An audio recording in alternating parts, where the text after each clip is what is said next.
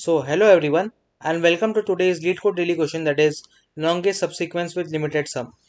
So basically you have been given two arrays. First one is an array nums of length n and the second one is a array queries of length m. So in return you have to return an array answer where answer I is the maximum size of the subsequence that you can take from nums such that the sum of its element is less than or equal to queries I. So what does that mean? You have to form a maximum size of a subsequence such that the sum is less than or equal to the query.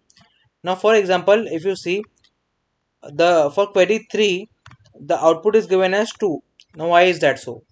So for query so our main point is the sum should be less than or equal to 3.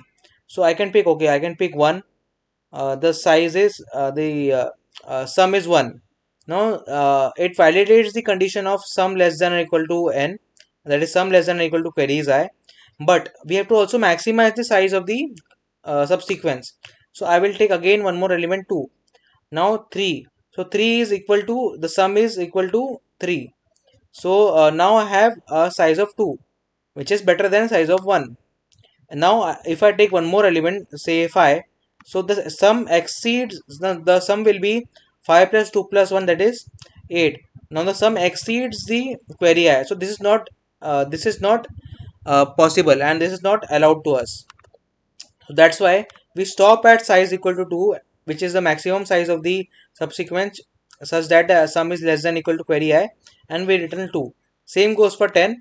For 10 we can take 1, 2, and also we can stop at it, but we have a possibility of taking one more element such that the sum will be less than 10. So if we take 1, 2 and 5, so the sum will be 5 plus 2 plus 1, that is 8, and the size has increased to 3 and the sum is still less than 10. Now again if we take one more element, say 1, 2, 5, 4, so the sum will be 12. It exceeds 10, so that's why we come back one position. So we can either take 1, 2, 4 or 1, 2, 5 or even 1, 4, 5, 1.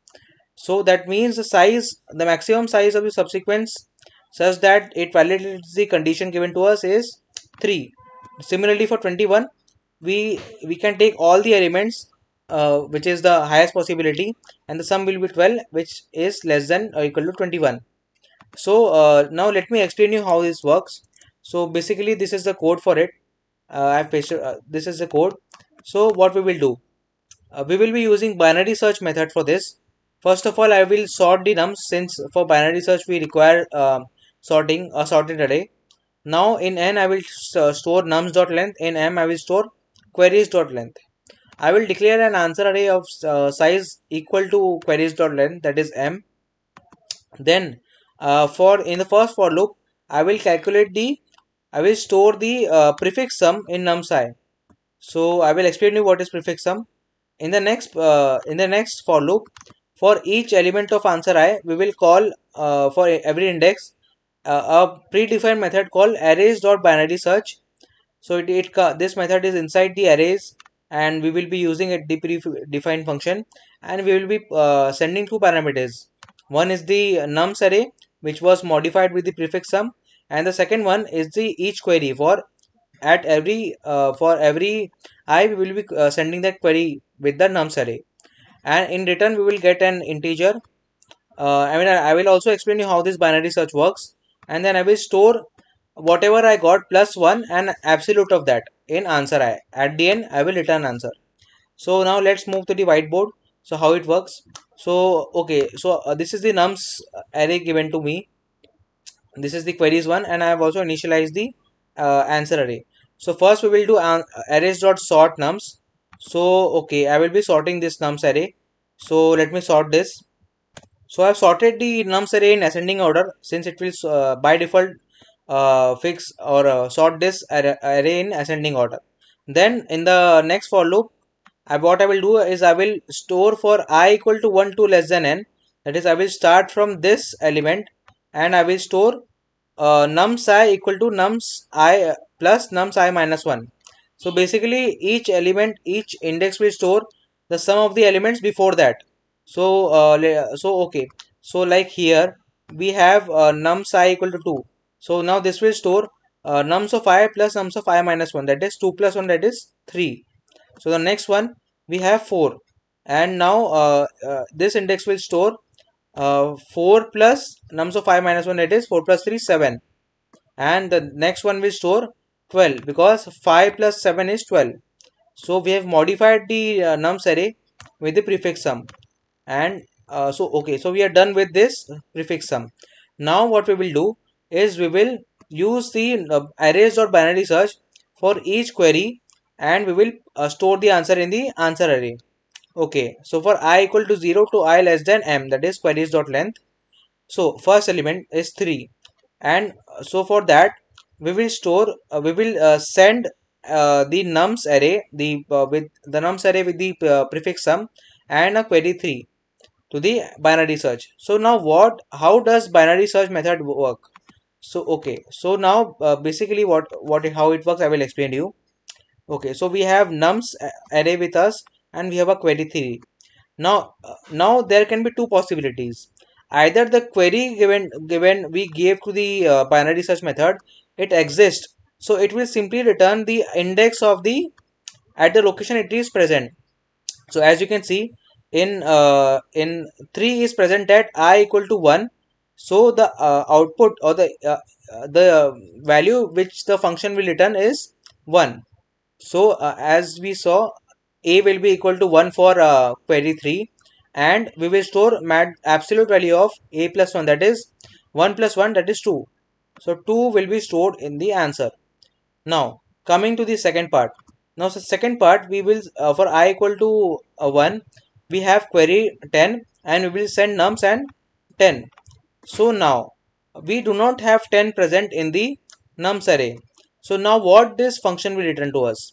So if the number is not present, so it will simply return negative of the index of the first element larger than the search key minus 1. That is, it will return minus of the index of the first element larger than the search key minus 1. So here the let's see the index of the first element larger than 10. It is 12 because it is the first element larger than 10. What is the index of 12? It is 3. As you can see, 1 2 and 3.